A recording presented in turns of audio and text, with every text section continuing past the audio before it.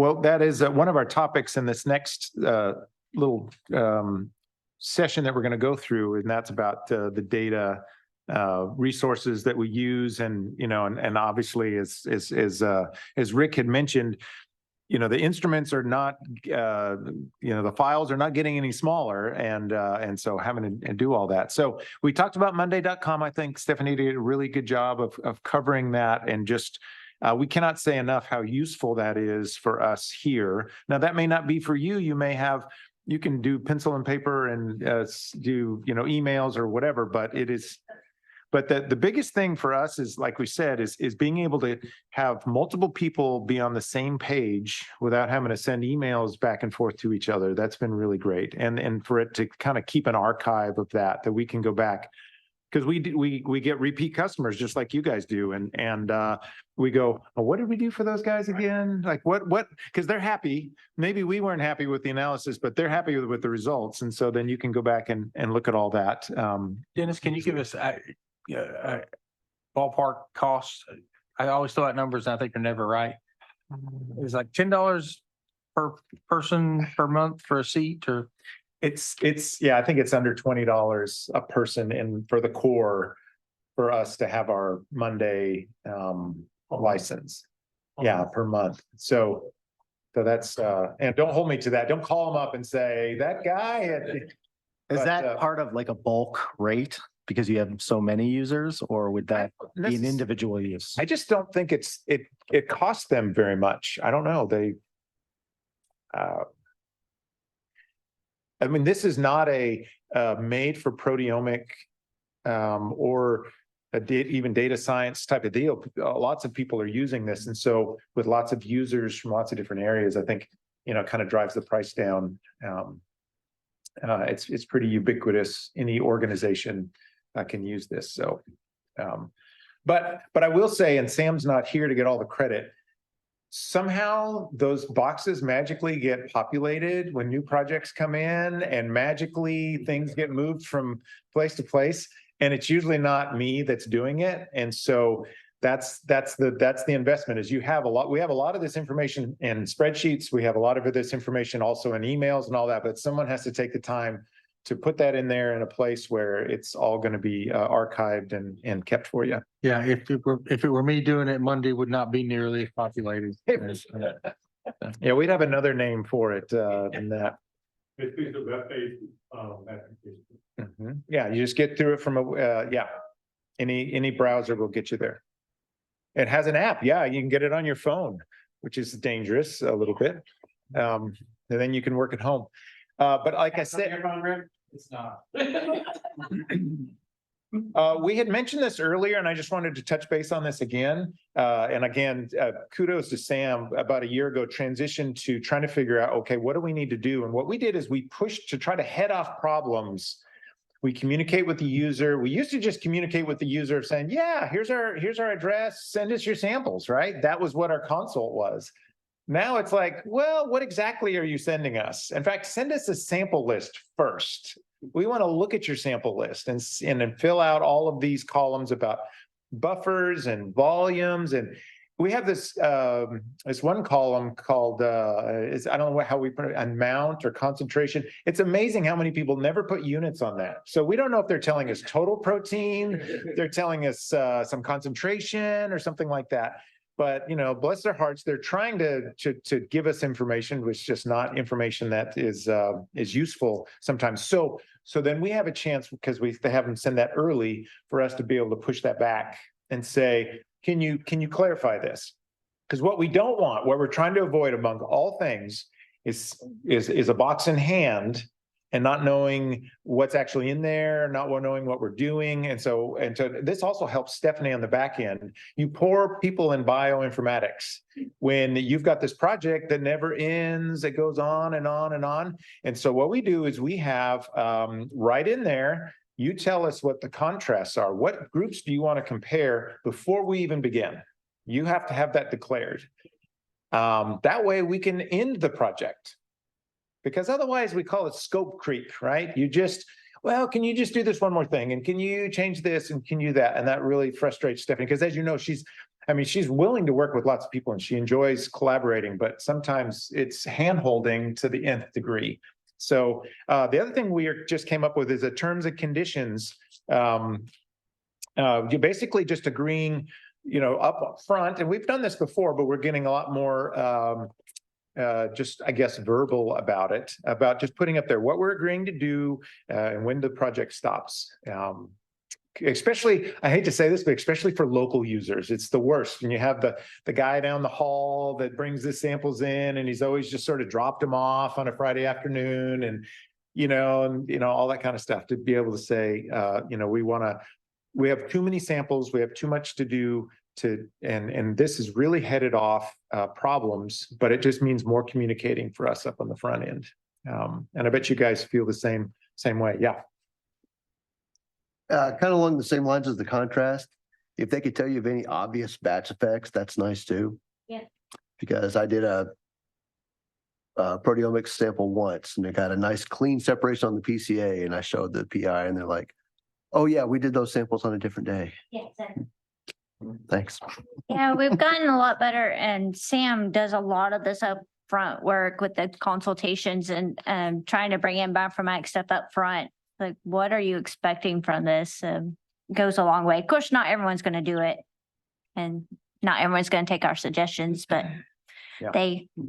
the data comes out. So Yeah.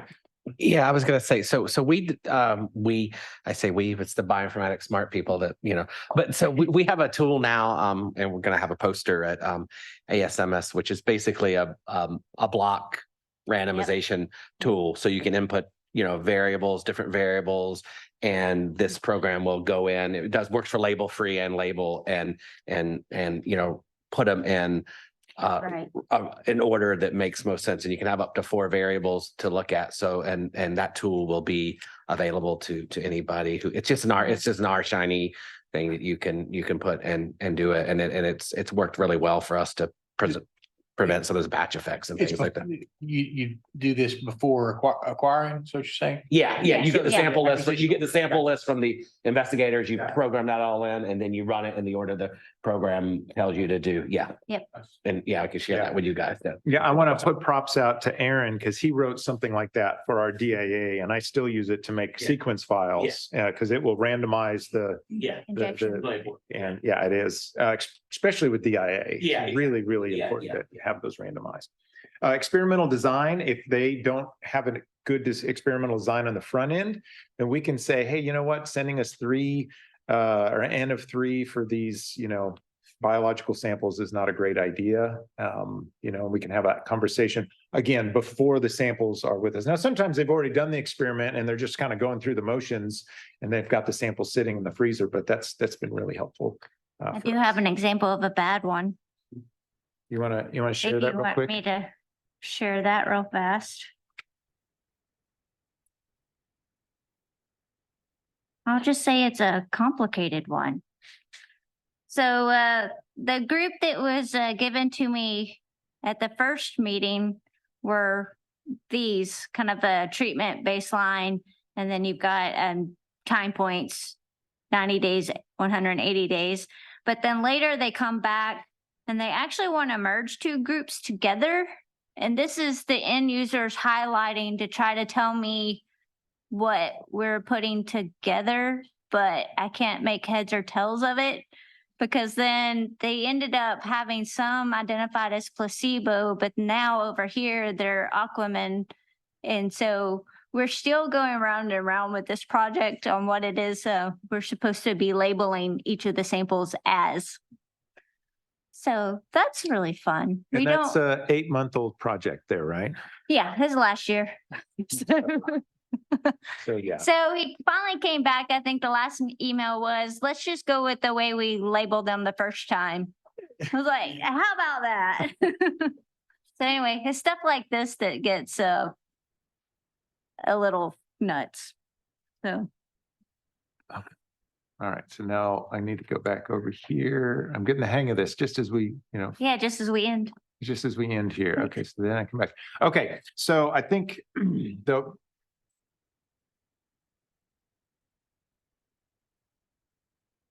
takes a second here. There we go. Let's talk about administration. So we mentioned some of these things, communication with the administration. I know a lot of times it's really hard to want to look up. You're looking down, you're looking sideways, but and you every 6 months or whatever, you meet with those people over there, but that's not really a good idea. And we are so fortunate here because Alan and Sonnet do such a great job of making sure that those money people on campus know what we're doing and keep them abreast of that. We've talked about different metrics to show the institution. You can't just do really great work and have everybody think you're a great guy. You got to show it. And you guys all know that. So you've got to figure out how to collect that data in some way and make it in a way that you're not driving yourself crazy because you're doing all these other things as well. And we've talked about maybe double dipping if you have Imbre or somebody that needs you to do a report, and you could take those same statistics and metrics and put them in well. The other thing we've talked about before is how many of you guys have an external advisory committee? Okay. How many of you guys do not have one at your particular quarter? You don't even know what that is. Okay. Why, Alan, tell them why they need an external advisory committee. How would that be helpful to them? Yeah, get on a mic if you would. Thank you. My recommendation, we have both internal and external advisory committees, and they serve two different functions, right? So the internal group is, and that's one that we don't convene hardly at all. You only convene them when you need something, basically. And those are institutional leaders, vice chancellor for research or VPR for research, whatever your setup is. Maybe a key department chair, whoever the right people are on your campus to get stuff done. So that's instrumental to have, and that really speaks to the communicating to the administration. So having an advocate is key. And we've been fortunate to have advocates at each level here, and that's just a fortunate situation for us. But the external advisory committee it serves quite a different purpose. It's and Andy chairs our external advisory committee for our R24. And so bringing in a body of people that you trust, they can be colleagues, but they don't need to be too close of colleagues, to come in and do a critical evaluation, but somebody that's going to voice support, provide you a letter. You might help coach them on what type of letter you want. And then that's what you take into your internal advisory committee or up the chain saying, hey, look, we had an external evaluation. These are the deficiencies. If you want to do real biomedical research, this is what has to happen. Right. And that becomes a decision of the institution, and some of them are going to move on and some of them are not, obviously. So I think, but it's important to have those voices and those external looks. I know, Andy, do you want to maybe speak on the side of you come in and take a look at us, and maybe from that standpoint, kind of what are your thoughts on values of a committee member, being on a committee member, but also having one yourself? I know you have one too at St. Jude. Yeah. I think like Alan said, it's really, you're looking for advocates, right? People that understand the challenges, because when you go to administration and, they think differently, right? They don't really understand proteomics, mass spec, metabolomics, or whatever it is. And they're looking at budgets and bottom lines. So you look, so these committees really, give you, because the committee knows what you're going through and knows the challenges. So, and administration is typically more willing to listen to someone else than you, because I think that you're in it for yourself or whatever. But so these committees can just sort of, support you. So when we go in and come here, really it's sort of looking to, it's working with them to sort of fill in the gaps, to ask Alan, what are you guys struggling with? What are you needing? And, so we look at that and say, yeah, you guys are doing a great job here, but you need more support in this. And then, then we can tell the administration, that they need this to be successful. And it really is a value. And the same thing for us when we have people come in, it's a really sort of some people think of it as, what you don't want to think of it as is I don't want it because it's stressful. They're going to come in and tell me that, I'm doing this wrong. And that's not what it is really. advisory committee, is really there to support you and help you get through to the administration what your challenges are, because we have the same challenges. And so I think you want to look at it as a real positive sort of back and forth collaboration to get more out of it. And that's really sort of, as the chair of that committee, that's what I'm looking for. I mean, my goal is to make them more successful. And just like when I have an advisory committee come in, I want them to help us get more resources and be more successful. So sort of the mindset that you need. So yeah, whoever doesn't have one, I say you go to your chancellor or your VP of research or whatever and get it and make them active part, because they can be very helpful. And I think a lot of having that evaluation allows you to go to the administration and you look very proactive, right? You are trying to run a good business. You are trying to do what you're supposed to be doing. You're getting evaluations. I think that shows a lot. And kind of, we did this early on when Andy and them started doing this external evaluation for us. As we brought in it was our dean for research, right? Bring in key people, have them come in and listen to the beginning of the evaluation. They don't need to stay for the whole thing. They have other stuff they need to do and probably don't want to hear it all. But, they come in and, there's a little back and forth so they can appreciate what's happening. And I think it goes a long ways, just in good faith, you're trying to move this forward in the best way possible for the institution. So, I think it also becomes, challenging at all levels when you're talking about communicating, right? So in any operation, you've got, leaders, managers, and doers. And many of us are, many people I know, maybe an N of one or two within your operation, right? So it's hard to be at all levels. So it's how do you balance your time? But I think not looking towards the administration and creating the optics of what you're doing and, and not like, it's not just bottom line, we're trying to cover our costs. It has to be more than that about the scientific mission, because anywhere that any of us are at, research is in the mission of wherever you're at, right? And that, they lose scope of that, particularly in academic healthcare centers. I think it's easier to lose scope of that because the bottom line is the hospital making money. But the more you can do to facilitate that communication and just the optics of what you're trying to do is very, very important in my experience.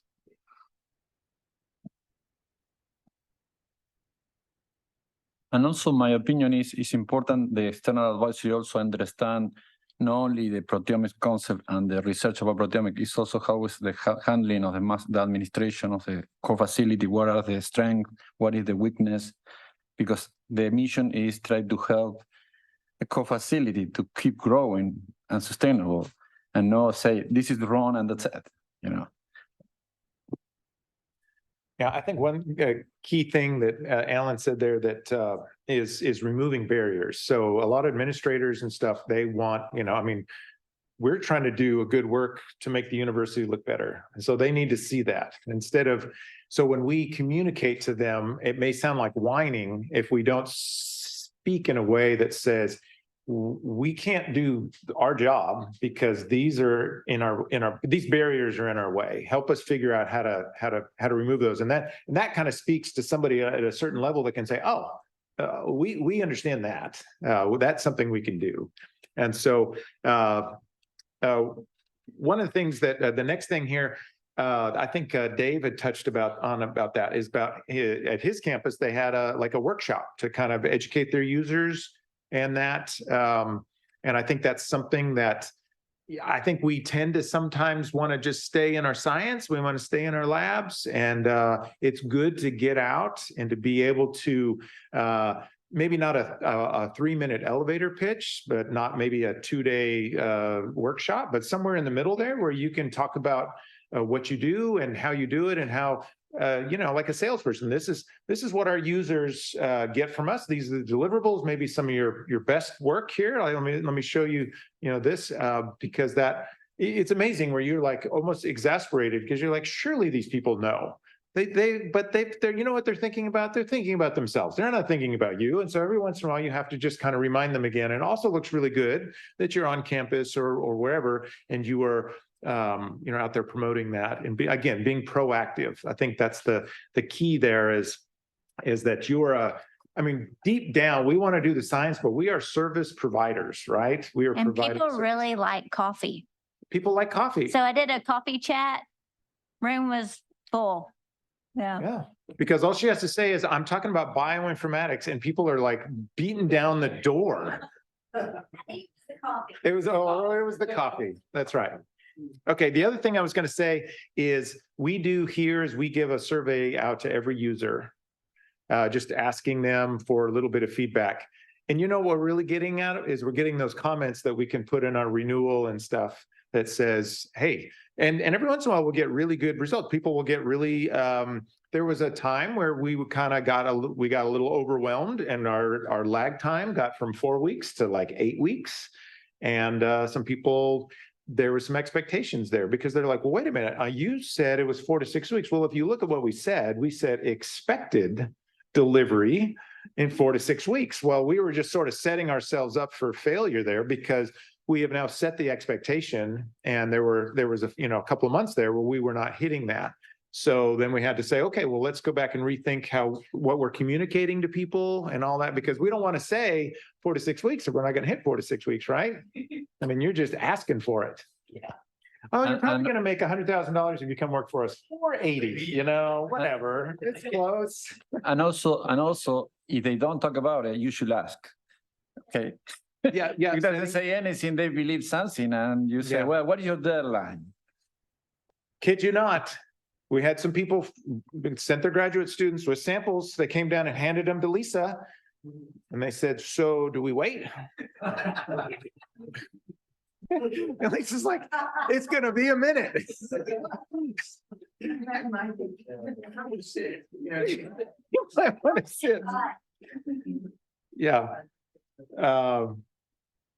We could beat that. We could beat that horse to death some more. But I wanted to change over to quality control. We could probably have a whole week on quality control things. But I just wanted to point out some things that we do, that we don't do, just to kind of see where you guys stand in all this. For all of our samples, we do a protein quant. That is our reality check from the beginning, because you can't say what's the differential between these two samples if you don't have the same amount of sample in each thing. How many of you guys check the digestion? You have a QC that you run through with digestion, or because Rick is a chromatography guy, we check the chromatography like almost every run. We're checking the chromatography, looking to see what's the peak look like of your favorite precursor. And Rick also likes to check the fill times. He'll stand in front of him and go, man, the fill times don't look like they're, it looks like it's taking a little long there. He's kind of got this, some people would just say, well, go ahead and clean and calibrate it on a certain schedule, and that will take care of that. But Rick has his own method of doing that. And then the other thing that I think most people would do, and this is probably the one that we all hit on, is you run a sample and then you do a mascot search or your favorite database search, and you go, how many IDs did I get? How many proteins did I get? How many peptides did I get? Precursors, whatever. And then as Stephanie showed, you can do a quality control on your differential analysis. What does the whole experiment look like there? And then data normalization check. What else? What else are we missing here? And then the other question I want to ask you is, how much of this are you reporting to your users, or are you keeping track of yourself? Because we always we could have a whole person or a person and a half or two people that do this all the time to do all of this metrics. But what are we actually doing? A while ago, I used to report lots of these quality control checks, but it actually, I don't think people really looked at it. And so these days we essentially have a checkbox. Did your experiments meet the quality control standards? Yes or no? So right now it's just a very binary readout that we're using.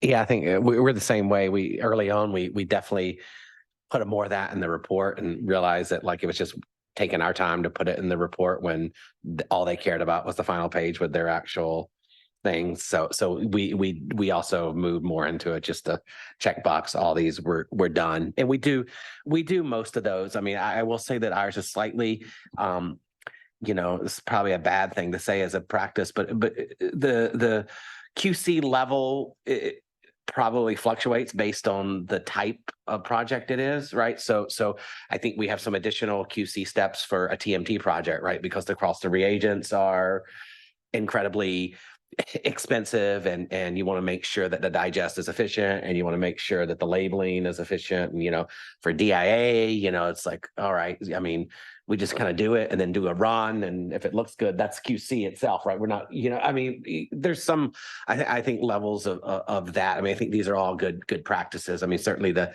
standards, and that brings up the question too for, what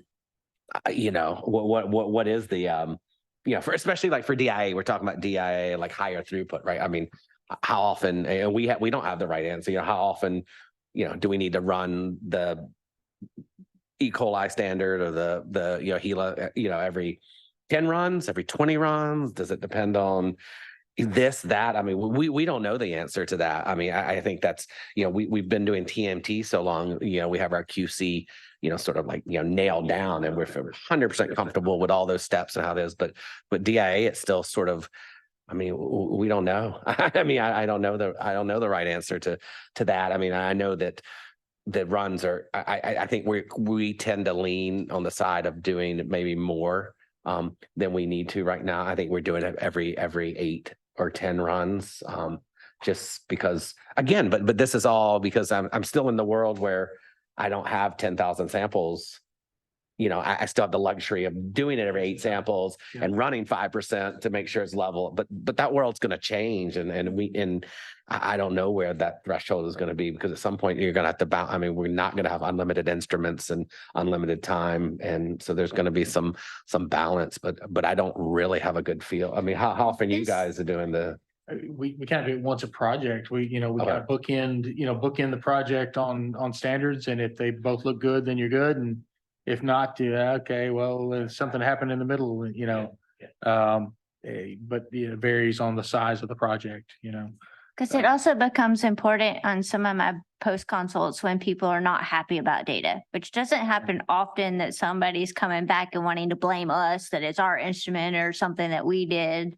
And so having that QC or something that I can point to, say, no, all of our machines and everything we're running optimal, is kind of where I'm trying to have a check on. I don't know. It's just, you get that problematic end user person that can throw lots of wrenches at you.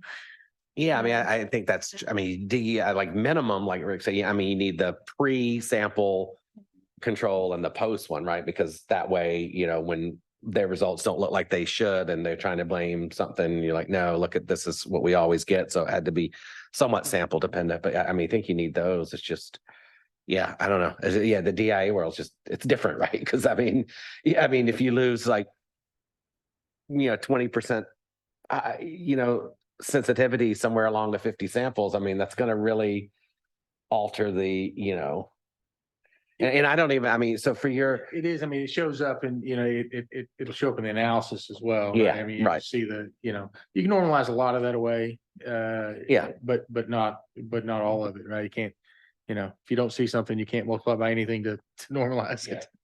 So. Which is why the block randomization stuff becomes even more critical, right? You're not going to run all 50 controls and then run all your experiment. I mean, because then you can't really. It's hard to normalize. But but if you do the block, I mean, then you can start to overcome that with normalization. I agree. Yeah.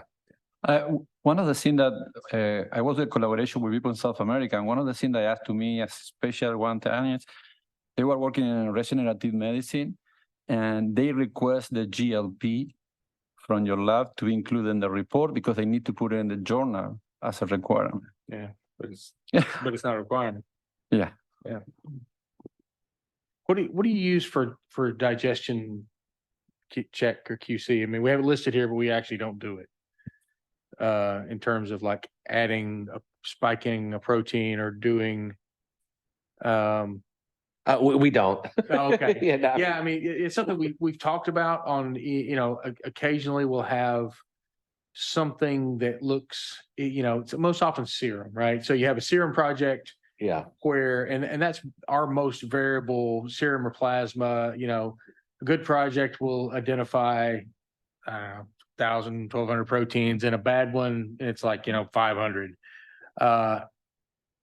And most of the time it's because they're the sample quality, right? Yeah, yeah. It's a sample quality issue, but it's those times where I wish we had something that we'd spiked in to go, yep, no, look, the digest works fine. Yeah. So yeah, I mean, we honestly because most of this is for TMT, you know, we take our 1-to-1 a ratio check, and then we look for Miscleavages. we look for a certain number of miscleavages. If we see higher, then we have concerns, and we look for labeling efficiency. To make sure it's like you get you adjust your 1-to-1, you made sure it's a one run to check all three of those, but it's basically simply just a search, and we set a threshold. If we see more than a certain number of miscleavages, then we might go back and try to digest again. But yeah, that's but we don't have a special anything for that. Yeah, in our lab.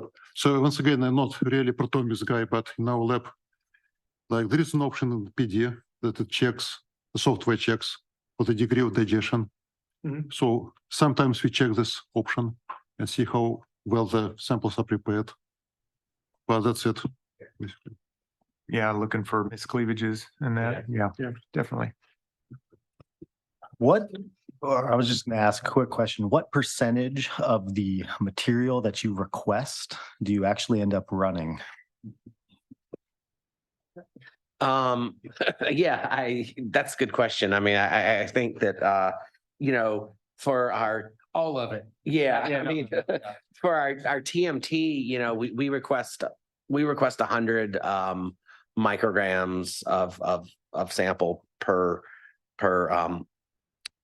we start processing 80, so we leave 20, we process 80 micrograms, and we basically process it all the way, label it, use all of it basically for the master mix with the adjustments, and then we end up usually running about 10 to 20% of that. So we have about 20 micrograms of original sample, and then we have about 80% of the fractions of the master mix to do. I mean, sometimes some of our samples in the hospital are quite limited, especially for patient samples and stuff. So sometimes, I mean, that's an ideal case. That's animal tissue cell model systems where people can do it, but oftentimes, sometimes all they have is 5 micrograms or 10 micrograms of a patient sample or something. So then it's all out the ballpark, and we basically have to use all of it. But that's the ideal situation. May I ask a question? Just very brief. So for QC sample, do you charge customers to run QC sample, or this is part of the validation? We don't. Yeah. Okay. Does it? So all facilities do the same, or does anybody charge for QC? Okay. Just curious. We charge for QC for proteomics or for metabolomics. It's like an injection. So you ask more validations, you charge more because each injection costs a certain number of dollars. Just wondering how this works for proteomics. So I have a question about the plasma. For example, how do you check the plasma quality? We don't. Especially from a clinical study. Yeah, we don't either. I mean, we don't know until I don't know if there's a good way. I mean, all we know is we process it, run it, and if it looks really bad on the mass spec, we kind of go back and figure out what's going on, but we don't have a. But there are, I am medical technologist also. It's something also the doctor don't do it. You have something that look like stupid, but it's the aspect of the serum of the plasma. It will tell you not only about if the person wasn't fasting or whatever. It also will tell you if that person has some hypertriglyceridemia or something else. Sometimes when you take a look at the plasma, I can tell you to you, or the serum is milky or is this or that. It can give you, and you can take some description about that. It's something that should be done, especially in the routine, because if you put an auto analyzer, it will be a mess. Because it counted sometimes certain kilomicron look like particle, and I will give it to you wrong data. That was the reason that sometimes you can take an inspection, physical inspection of what's look like. It's minimum, but it's useful to see really the plasma look like with high fat or something else, Yeah, I was talking with someone in clinical chemistry, and I didn't know this, but there's essentially a color chart for plasma that's it's a gradation. It's like a note card with 5 different shades of pink on it. And you hold the sample up and you grade it 1 to 5 on, or 0 to 5 on, essentially how hemolyzed it is. And it's like that's, we should probably do that. I mean, I would bet that would correlate pretty well with something, but we haven't done it, but it's a pretty good idea, right? Yeah, but I'm just gonna have to say that I'm gonna have to need somebody else to do that because I just recently, my wife got the kitchen repainted and she showed me 3 colors and I asked which one I liked the best. And I discovered the joke. I'm like, aren't these all the same? No, I mean, so I'm opting out of that, Rick. I mean, yeah, it's all gonna look the same to me. Yeah, we get plasma. We ask for 10 microliters of plasma, right? So 10 microliters is a little bit harder to, you actually have to start using a microscope to look at it really well. Yeah. But I would just say like your level of hemolysis, better readout is going to be hemoglobin on mass spectrometry than No, but I am visual. talking about, it's something that should be done in the moment they do the extraction. Okay, that is the thing. Everybody should do that who work in a lab. And I was arguing with doctors that this is important because it's valuable information. Because you will discard if really is a product of not fasting correctly or really this person has hyperthyroidism. No, I'm saying I agree with you, we cannot see in a 10, but the person who submitted the sample or whatever, they should put in some description how it look like the aspect. Is this called the correct? Yeah, the aspect of the plasma of the serum. If you do an experiment and you have someone eat a big fatty lunch, there you can actually see the lipid in the plasma. Oh yeah. Right. The problem though is that most clinical studies, the people collecting the samples, like they're doing many other things, right? So it's pretty rare to actually get information on just things, very critical things like how long was this kept at room temperature, how long before you did your spin. And so to get another readout, like this would have to go really early into the experimental design for these studies. But yeah, it's another quick. Yeah, there have so many like lipid study in the AD sample, AD patient, because sometimes they have a 10%, maybe 20%. Sometimes you can say the plasma is white, totally white. And I normally also use 10 microliter plasma, and then I dilute to 1 to 5, and use 50 microliter, go to solution digestion. Yeah, what I was going to say also, we do the same thing, right? So we ask for 10 microliters, and in large part that's because below 10 microliters, you start introducing more air in your pipetting, right? If you ask for 1 microliter, you get pretty large errors. Yeah. And so we're asking for 10, we dilute 10-fold, and then we use about 2 microliters of that. So we're using about 2% of the sample on an injection. So a very small percentage. Yeah, because for clinical study, most of the time you get 4 cc, the tubing, because for, you can request 10, maybe 50 microliter plasma, and then you can do some.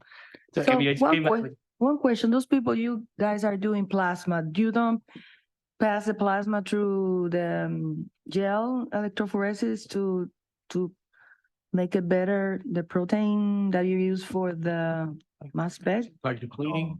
No? Yeah. I mean, there's projects where we deplete, there's projects where we don't deplete, but on average, depletion is to remove the most abundant protein, but aside from that, if you don't deplete, you don't pass that through the gel just to get the gel pieces and No. These days I use S-traps for this. They're great at cleaning up samples and also providing improved digestion because they're kind of denatured on a solid support. Yeah, there was Simon Fisher also have some top 14, like remove top 14 protein, and you also can get a different fraction. It depends what you use. He use spin column. It's easy, just you put your plasma sample in and then spin down, and then treat. But after that, different patient sample, and then only concern is the protein amount is different. So sometimes if you do label-free quantification, that's very hard to normalize the data. With the depletion, I forget the amounts. Dennis probably remembers, or Aaron's still on the line. He may remember. So we used to use the spin kits, the top 14 depletion, and the cost is just pretty high. And so we bought the bulk resin, and Do you remember the volume of the resin that we use, Dennis? Yeah, I think so. I think in the spin kits, it's 400 microliters worth of resin for each cartridge. And it says you can go up to 10 microliters of plasma. And so Aaron developed this where we use our own plate. We put them in a well plate and we would use 200 microliters. And I went down to 4 microliters of plasma to do the depletion there just to save on that. So we're using half the amount. Yeah. But it you don't get to twist off the little thing and put it in the centrifuge or whatever. You got to use a positive pressure manifold or a centrifuge to push that out. But it actually, because then what we would do is we would then transport that out of that over into a filter plate, and then we would use centrifugation to pull that out, and then we dry that down, and then we would go ahead and resuspend it for the S-trap protocol. So you are depleting with an in-house protocol, you're depleting the most abundant protein, IgG. Yeah, so we And buy the what Pierce or whatever that sells the top 14 depletion, but then instead of we buy it in bulk and then we meter it out ourselves at about half of the amount than what comes in those little spin things. But you got to spend, it's like $3,000 or something for one 50 milliliter tube of that depletion. So is this a consensus that it's good to do depletion or not? You definitely increase your depth. Yeah. Yeah, It you increase. definitely increase your depth. We were trying to do the math and none of us can remember. But I think we got the cost per sample down to around like $4 or something like that Yeah. for depleting each one. And like the spin cartridges are maybe 35 or something like that. So it's, it's pretty cheap. It's cheaper. It's definitely cheaper. So after you treat, do you detect the pollen concentration? Do we do a BCA after we deplete it? No, Or even you say nanoflow or nanodrop? no, we just you have do to go the check. volume. But I will say that I was curious about our depletion, and so I did a BCA before and after just to make sure. And that was one of the telltale signs that our depletion protocol wasn't quite up to speed, as I couldn't see a difference in the protein concentration. Yeah, because sometimes after you use beads, you get the volume is verified, is different, and then the concentration is different, and then sometimes it's hard to normalize your data. Yeah.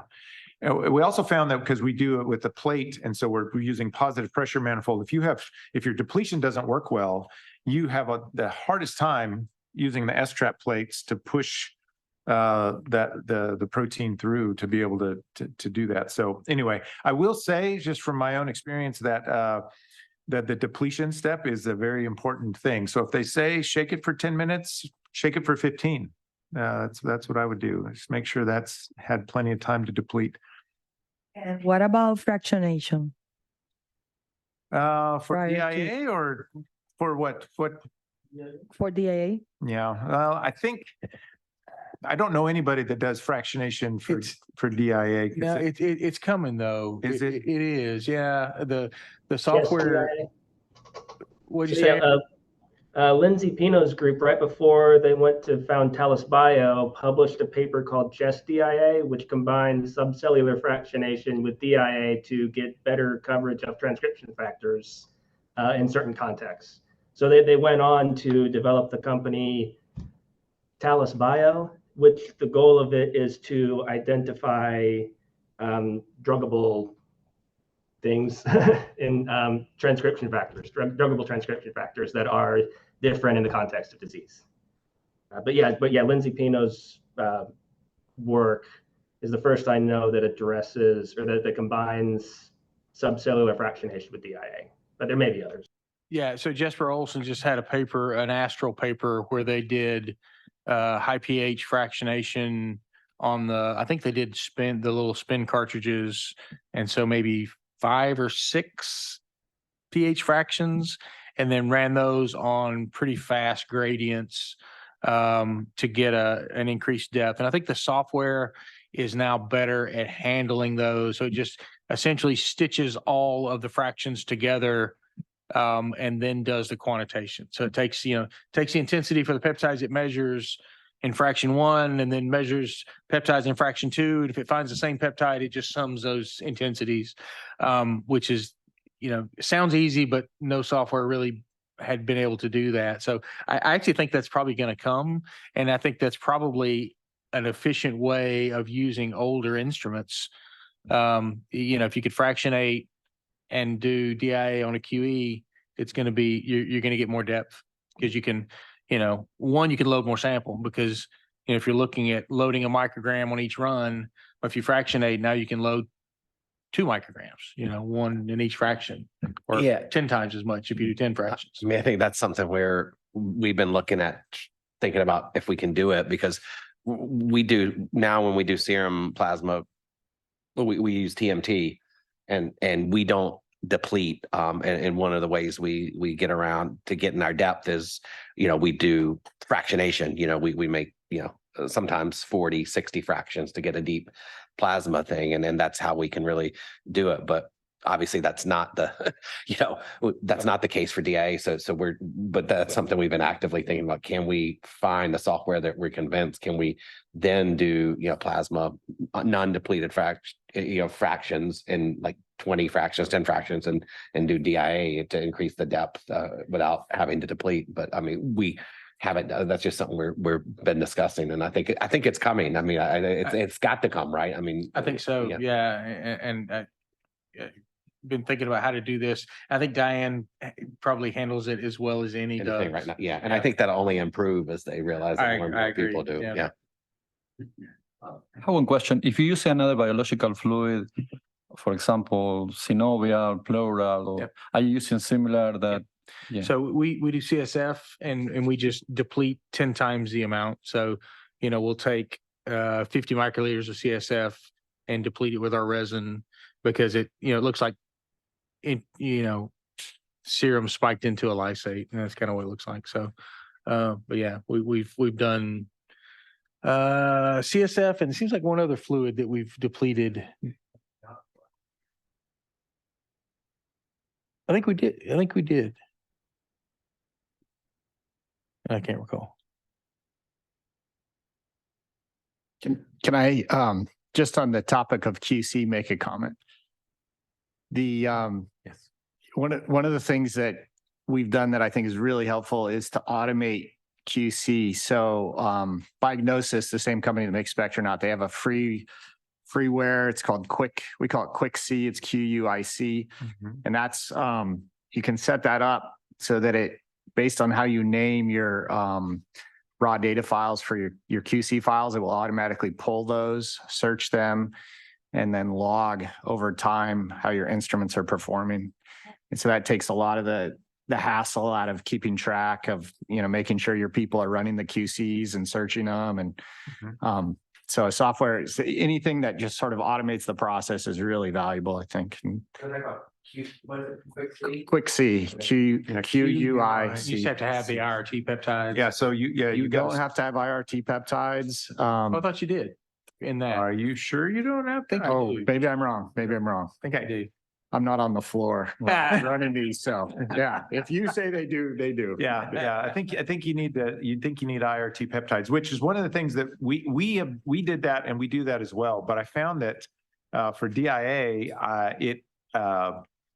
I found that I still put it in the folder, but I don't look at those reports as much because they were not as sensitive as me just looking at the peak and see if there's tailing for a couple of precursors there.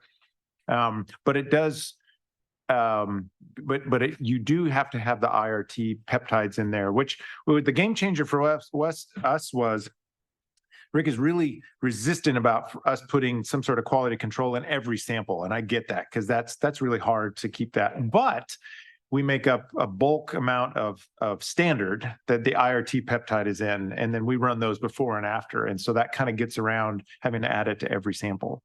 And that program is also free. So if you go to Biognosys and you go there, when you order the IRT peptides, then you can download that. And it has some good metrics, some good visualizations there. It doesn't have like everyone that we would like, but it has something. And you can put together a report if you want to. And I really like it for following how the instruments are doing over time, to see, it's time to clean, did something go wrong, really need to troubleshoot. Yeah.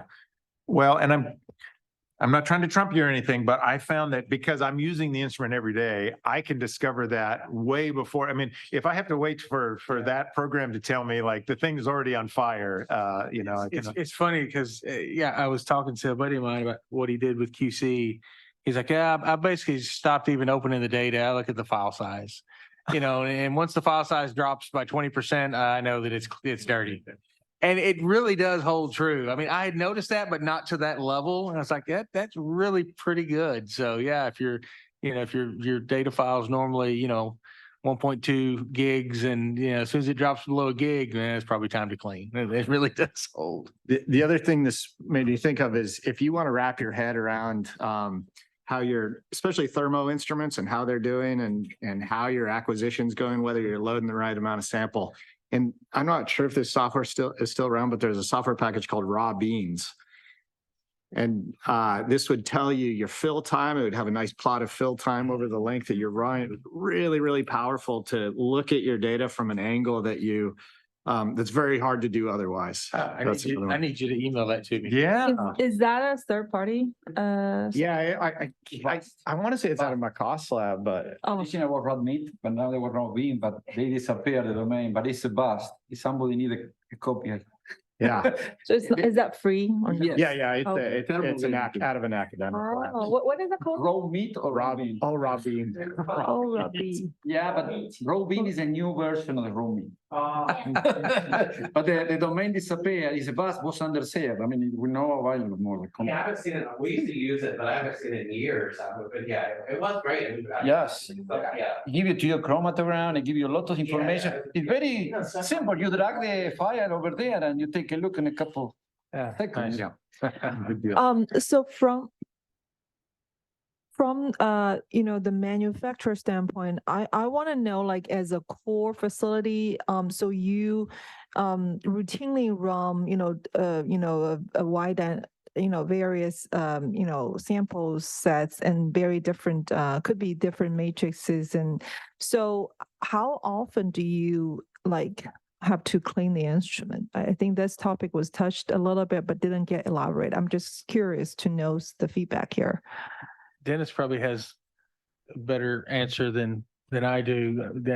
Not as often. Well, okay, so it depends. So if you're running a fractionation or you're doing gels before you run your samples, your instruments stay a lot cleaner for a lot longer, or your instruments stay cleaner because your samples are cleaner. Yeah. If you're doing DIA like I'm doing, I clean mine every 2 months.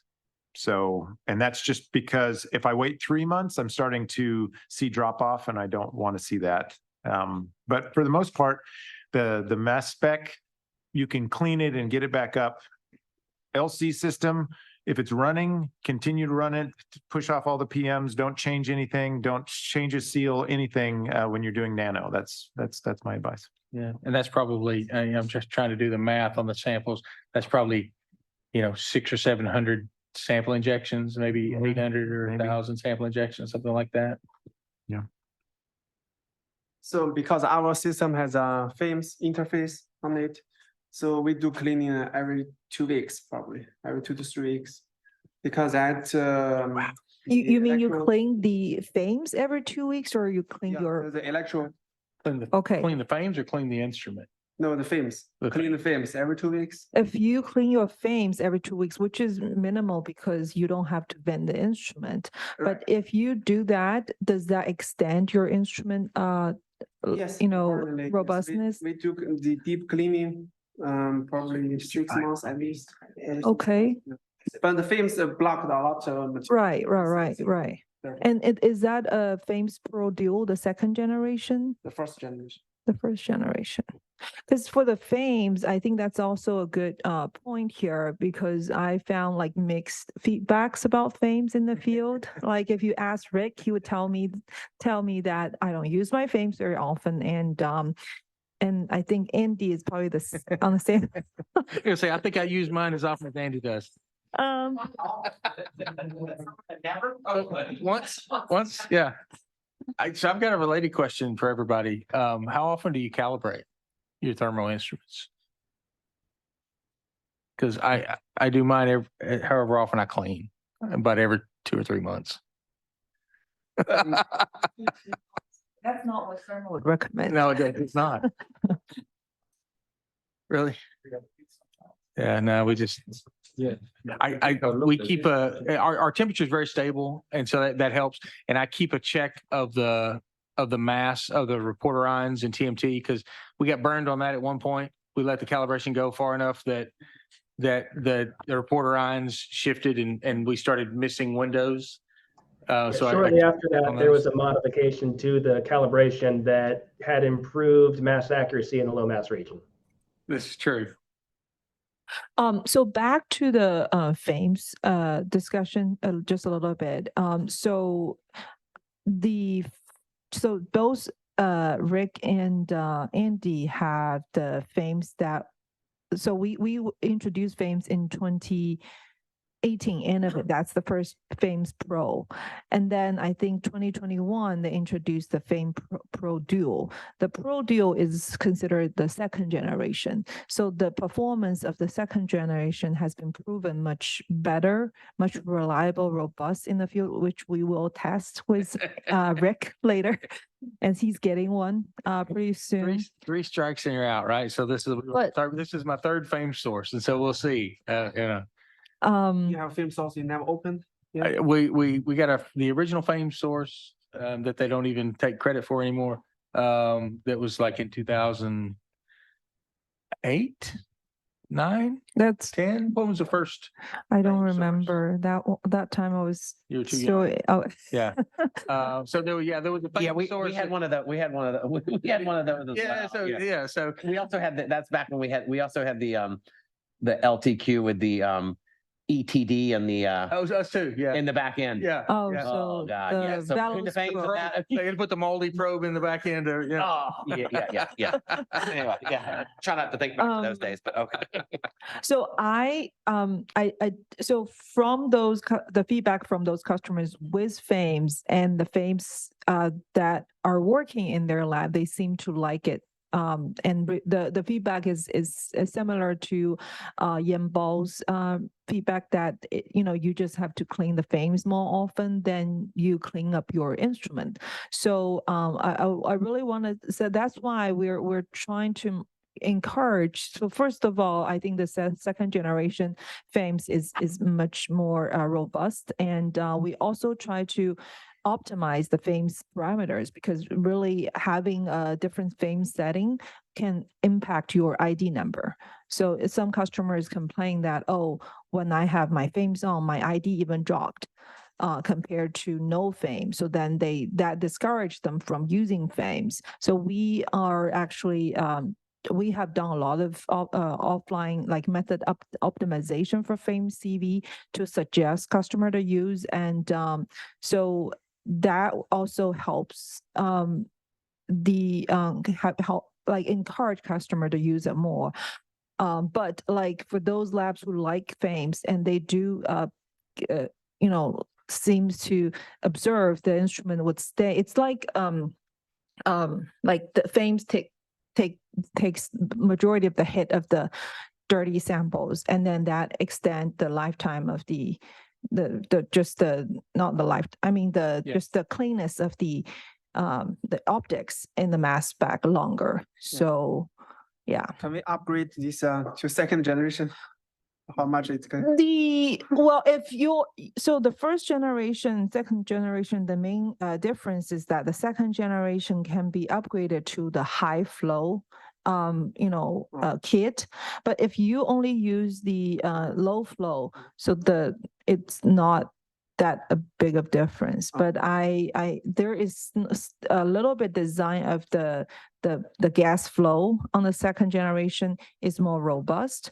But it looks like your first generation FAMES Pro, it has been I think optimized to a condition there. It does stay stable, robust over the time. So we optimize the compensation voltage. So how many CVs do you use per run? We're talking about DIA with FAMES, right?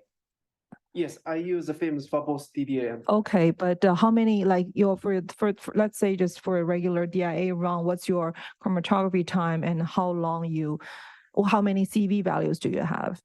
so we run 2.5 hour gradient usually for DDA or DIA. Oh, DIA And we too, run three CVs. 3 CVs, Yeah, we okay. optimize these CV settings.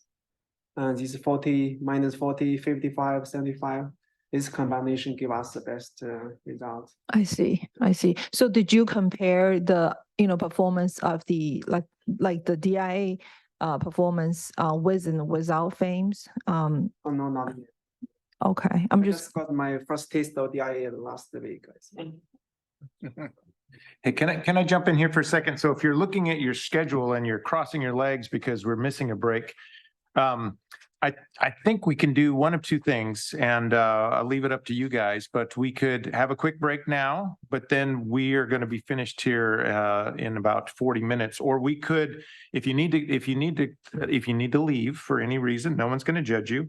But I would say we could continue on and then we'll just end a little bit early, about 2:30 or so, just to and then have some more time to kind of discuss, because I hate to end and then immediately rush you guys onto the bus, and because the bus has to come at a certain time, and I also want us to be able to go and take a picture downstairs. So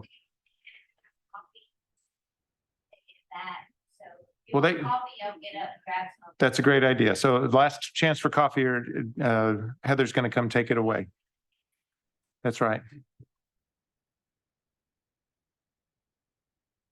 Sorry to cut off the FAMES conversation over here, but I feel like that's one you guys could have off topic there. That's not really.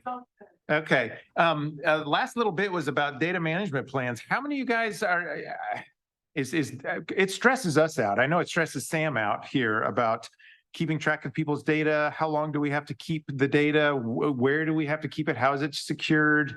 On-site, off-site, all that kind of stuff. And I just put a picture of this because Aaron, before he left, installed a Surely NAS. you have some criticisms for the NAS setup that we configured. No, it's great. We love it. I don't know what you're talking about. I mean, there's some spaghetti, like you're configuring static IP addresses to get those high speed, Cat6 connections. But I mean, I guess if you map it out or document it, it's fine. But you can make some real spaghetti networks if you're not careful. We'll let you try again, Aaron, because we're probably going to need another one soon. Yeah. Okay. I mean, we can say like the cost, like how much it costs to make this box with this amount of storage. We can say that. Yeah, and help correct me if it's wrong, but the beauty of this thing is it's got processing, so we can. It's like acts like an external hard drive or an internal hard drive to several of our computers, so that is that right? It can act as a hard drive, and it has enough processing. It has processing that is used to for its own processes to know where the data is stored. And so it's my understanding is that all of the CPU on that box is for storing or retrieving data from the box. But if you can attach, or if you can map to this drive, you can compute directly from another computer. So yeah, our data processing computers were computing directly on data from the NAS because we mapped a network drive to it. So is that what you mean by you can compute on the NAS? Yeah, exactly. So because what we were doing before is we were basically taking our data files from the instrument computers, moving them to another computer, and then doing some processing, and then moving to another computer, and then doing some processing, and then moving to another computer. Now we're able to move them just to the NAS, and then you can process them from several different computers without having to move them again. Correct. So yeah, just to be clear, you are moving them to the NAS, right? Physically? Yeah. Yes. Because you don't have, yeah, okay, yeah. Yeah, we had a watchdog server or a watchdog script to like look for raw files when they're created and then wait some amount of time and then transfer. But it's easier. It's less complicated to just do that. There's actually a better system that I have now too. So I like the NAS for storage. That's what it's designed for, not for processing. Your read write to that will fail your drives if you have the wrong drives. So we have another system that's a PSSC Labs that I work with a lot to customize storage, but you can put a flash node with that cluster. There you can do all your processing, and then you're just archiving data to the storage cluster. So you want to be careful what types of drives you're running. Are they made for a lot of read write or not? Typically, if I'm doing database searches, I don't want to do it on the NAS. I'm going to do it on the machine that's processing it or that drive. And then I'm saving everything into the shared NAS storage. I'm not processing on the NAS. I might open some files on another computer, but you want to be really careful about processing there. So, but this is where don't go through IT, at least not here. Yeah, I was going to say, if you think, oh, well, all right, we have an IT on our campus and they'll handle it all. Yeah, no. Well, if it's anything like ours, this is above the scope of what they can do. And they don't want to know you have it. Right. It makes them uncomfortable. We have something different. We have the regular IT and we have the people who's called IT research computing. Oh. The people from IT research computing is a specialized group that help you with hardware and software specific, because sometimes you call the IT, they don't know too much about what you are using. They also help in two ways. One is advice and help with different tools, but also justify through IT when you wanted to buy hardware or software that sometimes you have some struggle situation with the regular IT. And it's working collaboration. They support the networking, they support the storage, and we are helping this guy to write a grant to get a big storage and cluster and different things. I mean, we are working locally as another group. And this is work great because they can be specific for certain things that you need. But sometimes you call IT and you call more than networking or whatever. They say, I don't know about it. Yeah. Yeah, I think that's so we're fortunate enough to have this similar situation. So we have, your regular IT who can come and hook up a printer or put a driver on, but beyond that, but we have another group that's called Research Informatics, and they're specifically designed to help with these applications. So they're very useful. We're very lucky. Like even when Stephanie was saying, we also had an issue about 5 or 6 months ago that the Pride submission kept crashing and we had no idea what was going on. So we called it Research Informatics, and the guy came and opened up some port, blah. I don't know. Anyway, it's well above like language that I understood he did, but immediately, so the Pride was working again. So yeah, I think that having some, if your campus has some above beyond regular IT support, it's helpful. Otherwise, you're kind of on your own, and it's definitely a challenge these days with how big the data sets are getting. I mean, it's not trivial. Yeah. And when you guys are storing the raw files, do you use a RAID system to make it duplicate? How do you safely store the raw files? So yeah, I think our raw style, we have an archive that is provided by the university that's offsite somewhere. And so we store all the raw files there. We also have a cloud GCP that we use that we store. I don't know. Do we store all the raw files? What you're supposed to do for storage is have it saved in 3 locations. Yeah. Obviously. Three backups. One of them is supposed to be offsite, so you have, in case a tornado comes and takes us out, you still have it. Which we never have any room for. But we have our research NAS, which is like this system, which file paths, and that works. But if you're going to use Amazon or cloud, those are not file systems. They're object-oriented storage. So it's very different. You can't work with them folders. It's all disconnected. So it's another learning curve.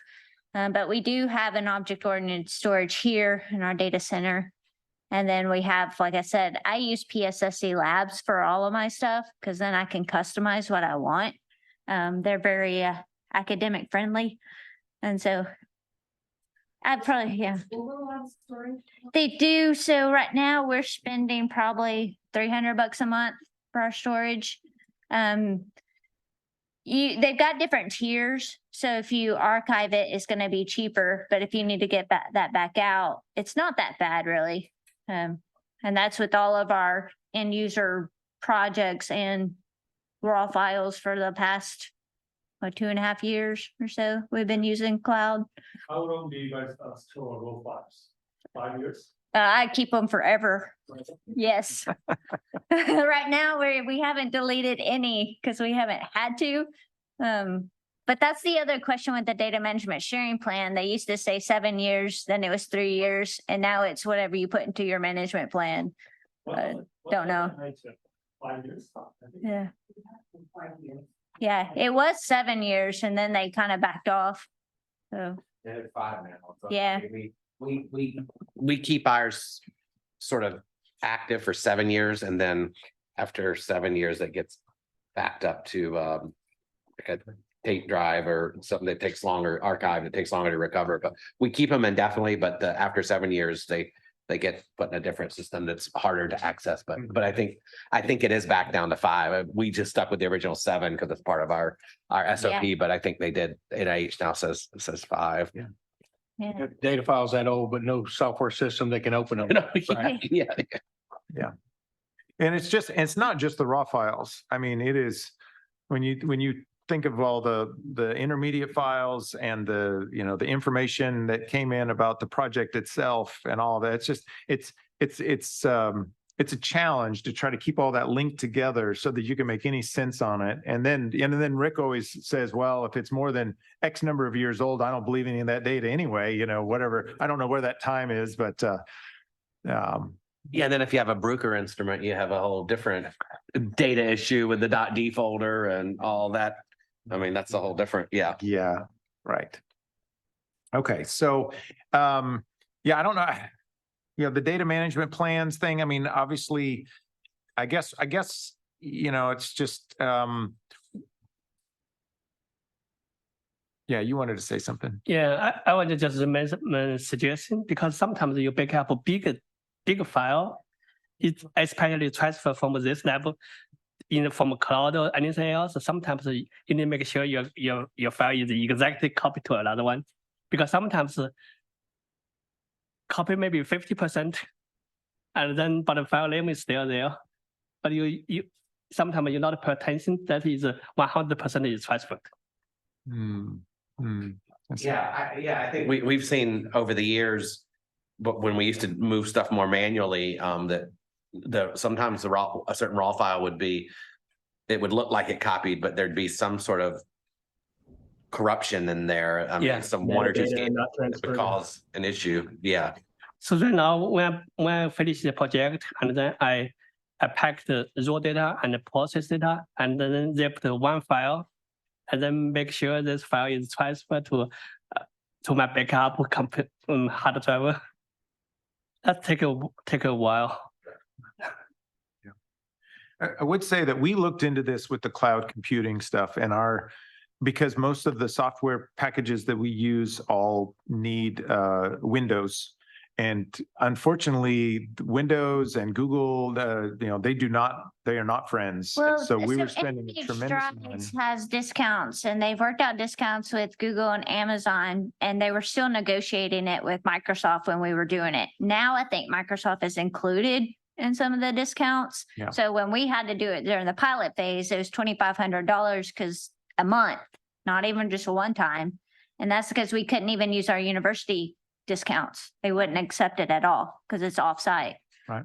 So that's just a killer right there. Yeah. So the point is that we took $10,000 and bought our own workstation, which will last us a much longer, and it seemed to be a much better value for And us. what I used it a lot for, which was really nice when we could do it, the Linux machines, you can pop those up and down as you need it. So you're not paying this constant charge, and the OS is free.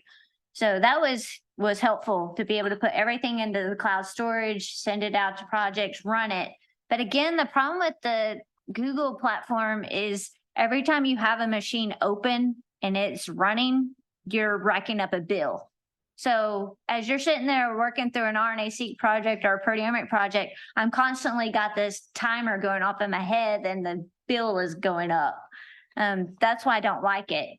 So with my data science supplement, I'm actually using PSSC Lab so I can set up my own cloud compute system, but I have it set to my budget and I always have access to it. It's not I'm not paying every time I just go access the machine. It's much more budget friendly, much better with what we do with grant budgeting. So, but I still have to use cloud because, yeah. Yeah, for the. So when you hear me at the NISBRI meeting, if anyone is there and I'm on the panelist, talk to me afterwards. There's certain things I can't say there. Yeah, for the Microsoft user, I think they also have one app called SharePoint. That's always cloud-based. I think if for the limited data transfer, I think that's very helpful. SharePoint. Yeah. Okay. Well, this last section here, and obviously, these conversations, these are, again, we're not even offering solutions, just things that we can all commiserate about. But working together, kind of moving forward here, one of the things that, we'd like to be able to, that we use a lot is as the survey, and we're coming up on a resubmission for our R24. And so one of the things we're going to push out to you guys here in the next couple of weeks is a survey. And in there, you guys are going to get an opportunity to tell us,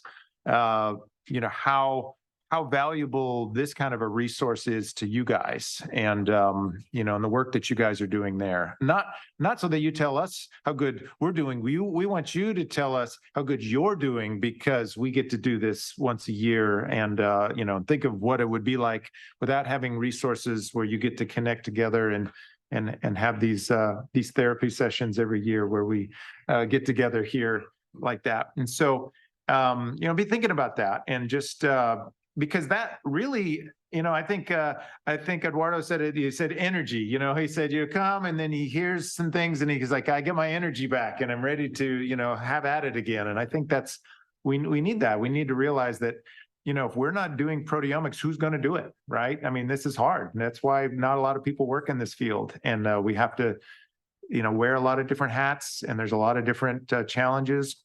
And so being helpful to each other. One of the resources we'd like to offer to you guys is, we've talked about, different sample prep protocols that we're willing to share any of that we do with you. And if that can help you out in any way, I talked with various people and I think I mentioned that Noor had come out for a week. And if that's helpful for you, if you can pay your way to come back here for a couple of days and you want to hang out in sample prep and retool, maybe you've heard about S-Trap and you've never done it before, we'd be happy to get some serum samples and show you what we do. We're not salespeople for S-Trap. We don't, we'd like to be able to come up with our Rick trap, as Rick likes to call it, that would circumvent that. Also, letters of support can be helpful if you're trying to get a new piece of instrumentation and you're trying to show, if you're doing DIA by your QX or your QE and you want to get a new 480, then we can run it on our instrument, the same data, so you can show that you have proficiency doing these types of experiments there. But man, look at what it would look like if we had a good piece of equipment or a better piece of equipment, an upgrade there. And then like Rick had mentioned, these method files for doing DIA for different instrumentation, for different instruments that we have. And then, Stephanie's already expressed her support in helping with the Proteo DA. And then we have a limited video library on YouTube that shows some different things that we're trying to always increase, because I think as you guys find out, you figure out what the sticking point is with your users. You're having the same conversation over and over again with people, trying to educate them. And you think, you know what, maybe I should just put all this in like some sort of little 10-minute video thing. And then I can just sort of discreetly drop that link into an email and maybe that will help do that. So we're kind of doing the same thing. So we have a YouTube channel here We have a whopping 194 subscribers, and we have 25 videos on there. And, like one of them we have is just on basic experimental design, just make it simple, right? 5x5, two things that you're comparing two groups, this is what proteomics looks like. And it's amazing how, because you don't know what you don't know. So if someone hasn't done this before, they don't know, that, oh, you mean I have to have replicates? And then what does that replicate mean? Do I just take cells from the same, plate and, put them in two different tubes? It's all sorts of things. So, This just- really helps cut down on consults, meetings. yeah, it does. This helps when Stephanie's stress level gets to a certain thing, we say, let's make a video. Yeah. We're becoming podcasters. That's become my Fridays. I've blocked them off for making videos. Yeah, It's good. yeah. I think with 194 subscribers, the money's gonna start rolling in. I think that's how that works. I want you to know that I went and I logged in and I went to go watch my own video, and an advertisement came on the front. I'm like, wait a minute. Do I get money for this? Where's my account? I haven't set up an account with them. So no, we're not quite yet. Not quite yet. How many subscribers to your TikTok network? Yeah. 196? All of it. All of it. So also, there's I think Heather sent out an email list with all your guys' names on it, so you guys can stay in contact with each other. What else can we do to support each other? And is there any possibility to have, I think so the last year you coming with an idea to have a forum or something that can be in a way to communicate after the meetings? yeah, we had a Slack channel last year, and as soon as we finished with the thing, there was not a single thing put on it. So we decided not to go that direction. I use it every day. So, I like that idea. Stephanie and her group, they do teams, and they're very connected by that. Some of the proteomic people on the other side, not so much. I'm kind of a stand in the doorway type of guy. If I want Rick, I just walk down the aisle. I stand in his doorway to talk to him. So But I say something simple. For example, you have some stupid question that you are worried to ask to someone. You say, hey guys, can you advise me about this? It's not necessary to be a huge channel. It's a chat. And people say, well, I tried to do this. It was working or something else, yeah. You want to make a Teams? Do you guys know how to use Teams? Yeah, okay. Stephanie's making a channel. Awesome. Stephanie will show Rick how to get on Teams. So in like about mid-April, you will become the Astral Demo Lab for the southern region. That's exactly right. Okay. Mid-April. Which April? That is the plan. So I have to have one on site. Yeah. So question. Yeah, so I have one question, the last question. So to get access to protocols, is it like email, or there is a certain place on your website That's where you can get it? Great question that somebody knows the answer to. What was the question? I'm sorry, I was reading. Our protocols, are they online or do we have to ask permission? Yeah, we don't have them online, but Just email. just send me an email and I'll share it. We'll start thanks. from there. Yeah, you can send Tim an email or just send an email to the Idea Proteomics. Yeah, Idea Proteomics. Account and we'll give you whatever we have. I have a proof that I agree, because I needed something for pre-enrichment and I contact you guys and they send it to me. Even though we're working together to figure out how to prepare the sample, we say, hey, I don't have this protocol. Can you show me to me what protocol are you using? And you guys send it to me. It's a good point. Yeah. So for crystallographers and there's one for crystallographers and there's one for cryo-EM microscopists, basically an international email list or email listserv, if you will, of people, essentially a huge giant Teams channel. There's nothing similar to that in the mass spectrometry field, or there's. Okay, there is, yeah. Yeah. Used to be ABRF back in the day. Yeah. Now that's a molecular biology meeting. So I want to just give you guys a perspective because I mean, it's one thing, I mean, mass spectrometry is tough, right? Proteomics is harder, I think, you know, nanoflow, putting DIA on top of that. So you guys, you know, there's a lot of hurdles that you have to go through to be able to get the opportunity to do what we do, what you guys get to do.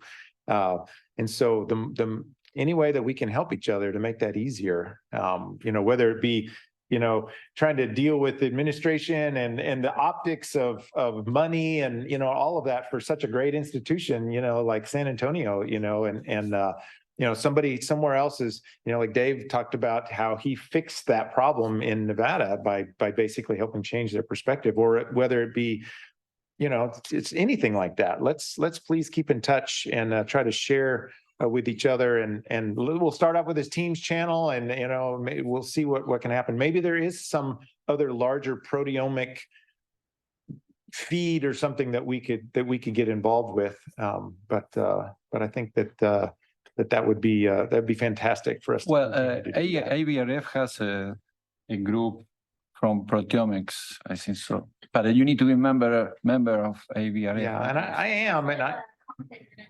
Yeah. That's specific to mass spectrometry, Mhm. but it's more of the bioinformatics computational side. Yeah. So a lot of the same people are in that group. Yeah, at ASMS, you know, the various user meetings, and I know there's always a core, I don't call it core directors, but I forget what they call it. There's some, you know, meeting that's always analytical cores, or I forget what they call it. Brett Finney usually runs it. So that's Dave was on the he was the co-chair of that for a while. I don't know. But what's that called, Dave? I don't know if he's on anymore. Dave's not listening anymore. Yeah, it's an analytical cores analytical laboratory workshop. Okay. All right. Yeah. Dave's right here. Yeah, everybody's still on. You guys are great all the way to the end. I'm telling you what. Yeah. Thanks for being on the Zoom, guys. Yeah, That's thank not as you, much fun guys. as being here, but we appreciate the input that you guys have had. And sorry you couldn't be with us. Yeah.